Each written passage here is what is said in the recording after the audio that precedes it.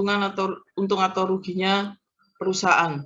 Ya, makanya kita harus mengejar produktivitas yang tinggi.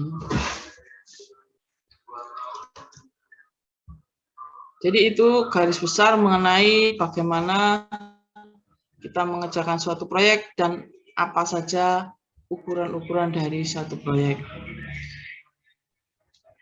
Kemudian untuk jalan kereta api sendiri, ini saya jelaskan sebagian ya, mungkin kita tidak bisa menyelesaikannya hari ini. Jadi jalan kereta api ini saya hanya akan menjelaskan metode pelaksanaannya aja ya, peralatan dan metode konstruksinya saja. Mengenai mengapa jalan kereta api itu lebarnya sekian, bagaimana aturannya dan seterusnya, itu semua harus dari kuliah yang lain. Ya. Tapi perlu saya ingatkan juga, barangkali ini ada pengertian saudara dalam perkuliahan itu yang tidak betul. Ini saya mengingatkan bahwa pada setiap sistem struktur sekarang ini, khususnya transportasi, itu kita harus merencanakan sesuai standar. Ya, sesuai standar. Kalimat ini sering saya ucapkan dan ya selalu saya sampaikan karena banyak juga mungkin para dosen yang juga belum mengikuti perkembangan seperti ini, termasuk kurikulum. Ya. Kurikulum kita ini tidak direncanakan mengacu pada standar-standar. Kita mengacu pada ilmu-ilmu. Nah, ya zaman modern sekarang ini sudah tidak bisa. Nah, jadi misalnya merencanakan tiang pancang. Tidak boleh cuma mengacu pada rumus Meyerhof misalnya. Tidak boleh. Merencanakan tiang pancang sebagai contoh ya untuk pelabuhan atau untuk jembatan. Itu nggak boleh mengacu ke rumus itu. Kita harus mengacu pada standar. Misalnya kalau untuk perencanaan jembatan pada BMS, ya, penggunaan BMS. Kalau untuk pelabuhan mengacu pada British Standard, misalnya. Indonesia belum punya standarnya soalnya, jadi mengacu pada British Standard di sini.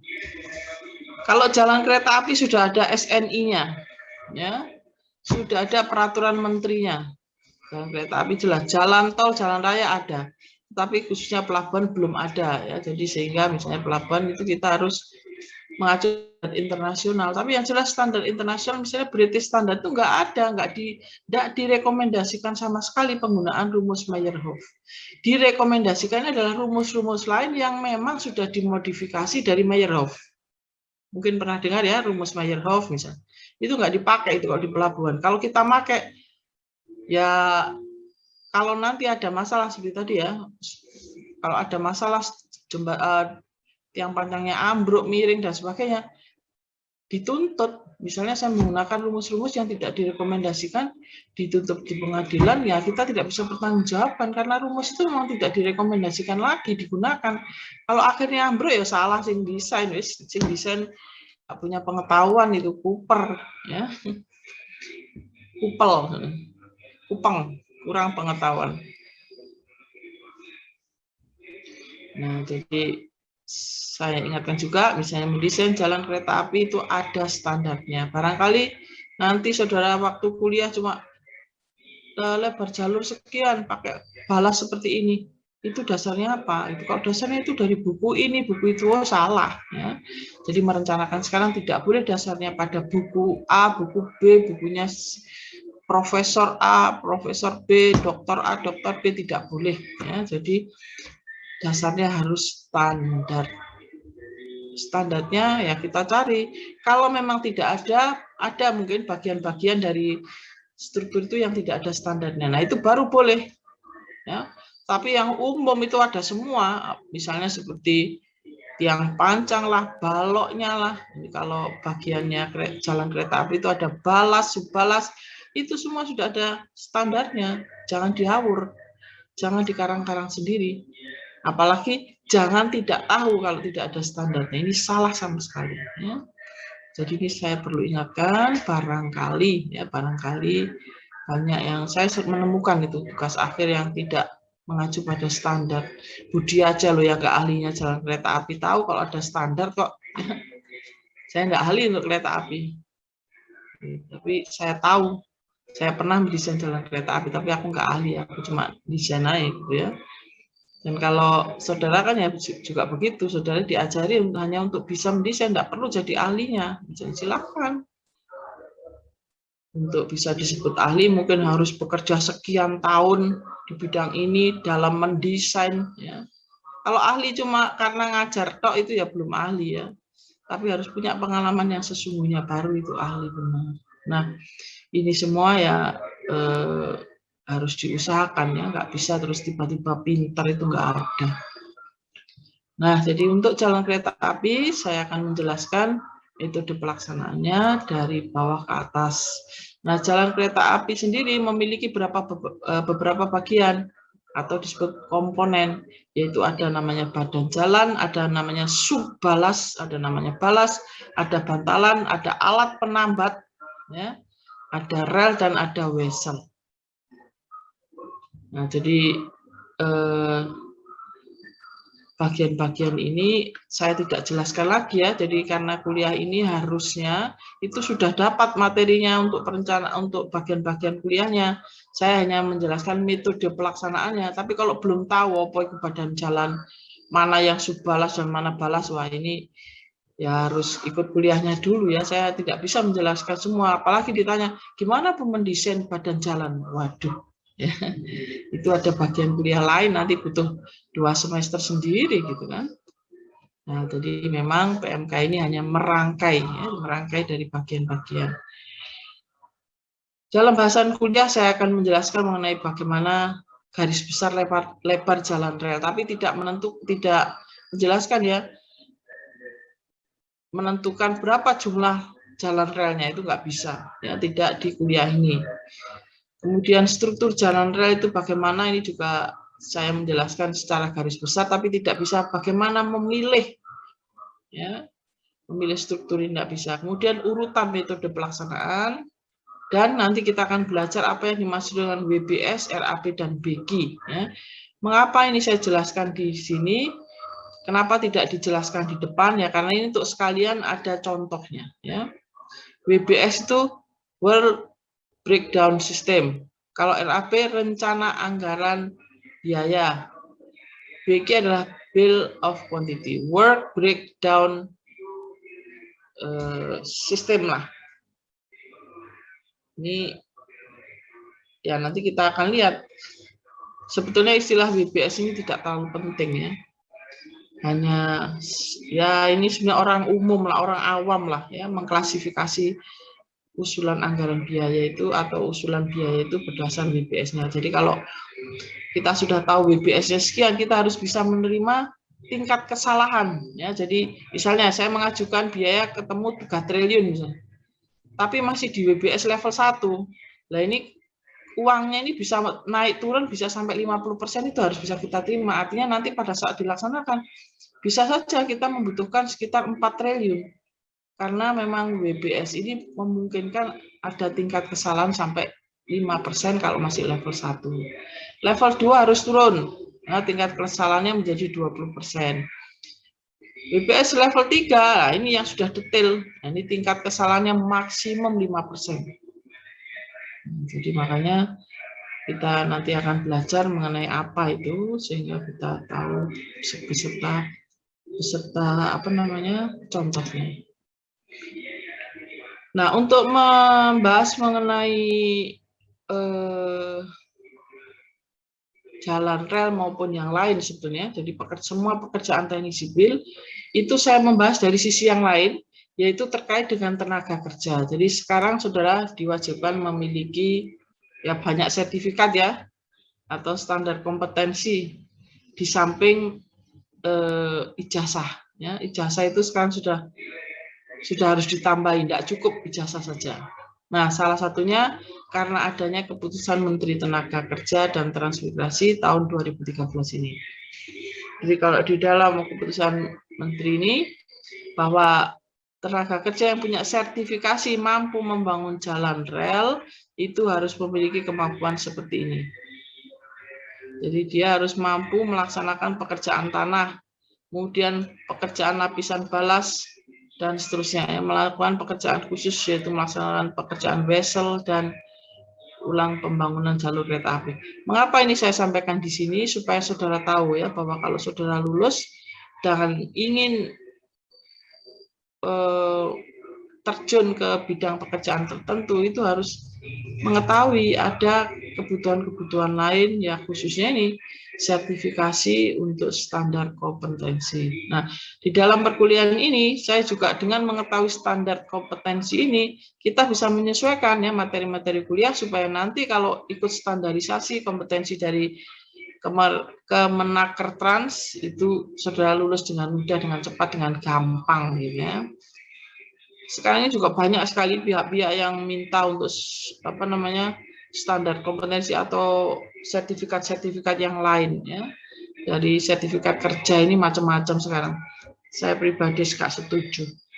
Jadi banyak ini ada pekerjaan konsultan. Udah punya sertifikat apa? Heleh, sertifikat itu gak payu tak gitu.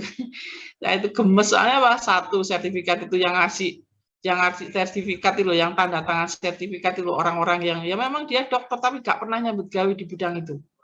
Saya ini ngasih sertifikat tapi gak ngerti apa-apa, apa ceritanya.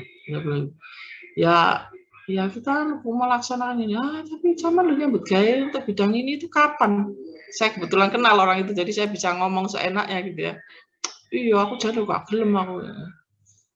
Ini ngerugakno wong iya aku.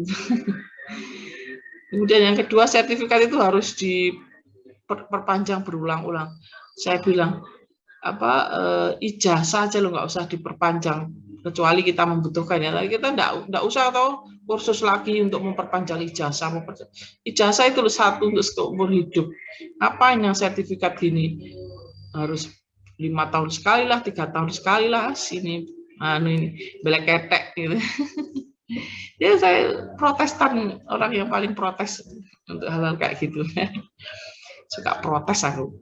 Ya, jadi salah satunya bahwa materi kuliah ini akan sedikit ya, tapi saya kira ini otomatis ya kalau kita belajar mengenai jalan rel atau jalan kereta api ini pasti kita ketahui ya, kita pasti tahu bahwa ada lapisan-lapisan ini. Nah, terkait jalan rel ini kita tahu ada persyaratan Menteri Perhubungan ya, bahwa lebar jalan rel ini tahun 2012 ada apa namanya PM baru sebenarnya, peraturan Menteri Perhubungan yang terbaru ini saya soalnya menyusun materi ini 2014 kalau nggak salah, PM itu baru keluar 2015 kalau nggak 2016, jadi ini belum tak ganti, ini sudah waktunya tak ganti ini. Ya, insya Allah besok tak ganti dulu sebelum saya edarkan ya.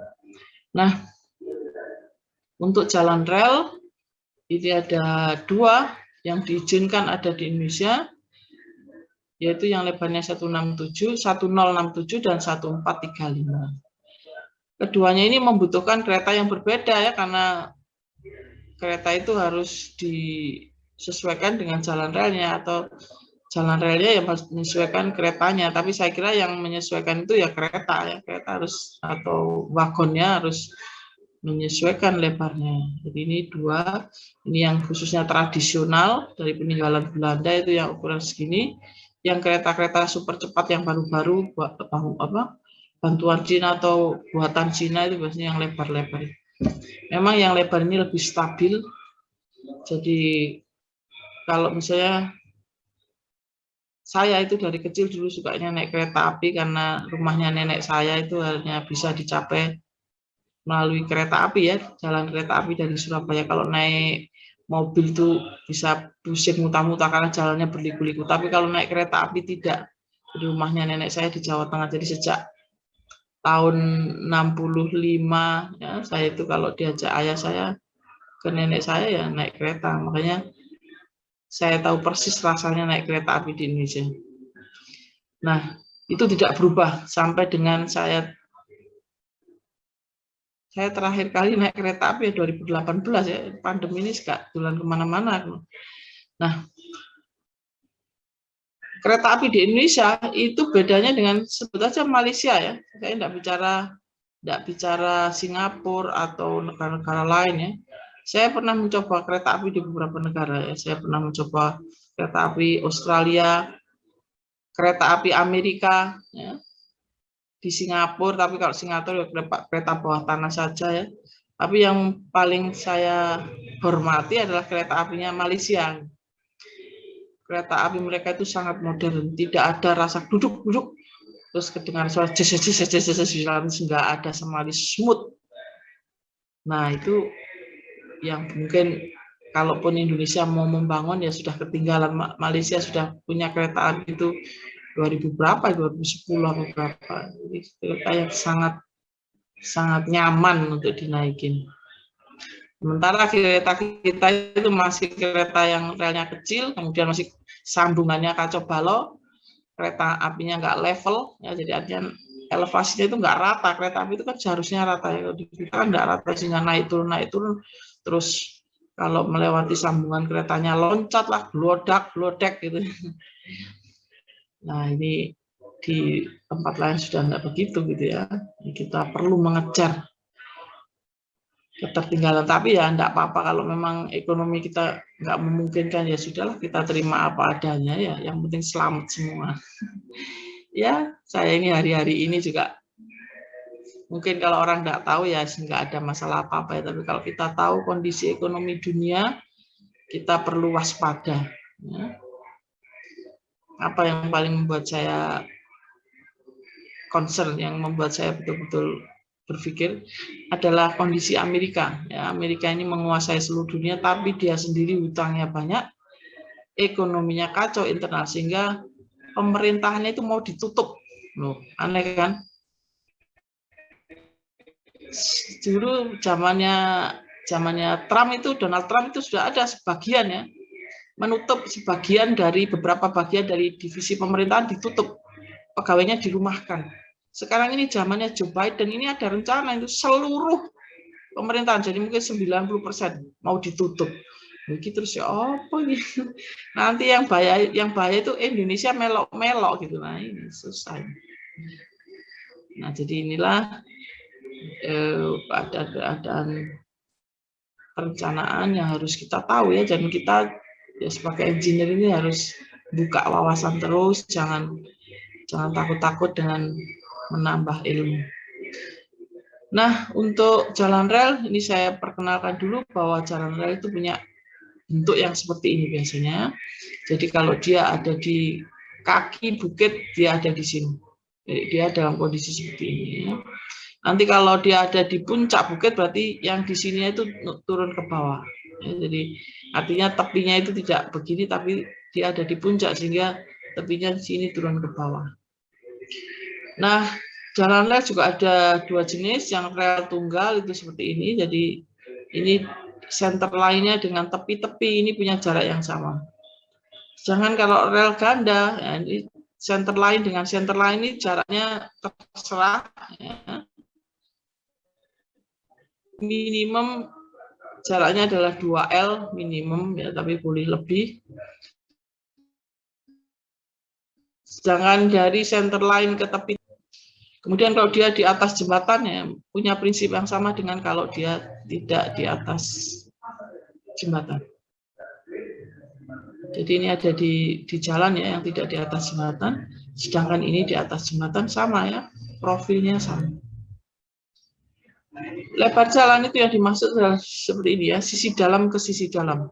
Jangan menganggap lebar jalan itu dari center line ke center line, salah ya, tapi dari sisi terluar rel ke sisi terluar rel ya. Itulah jarak lebar jalan rel. Di sini mungkin ada yang ditanyakan dulu.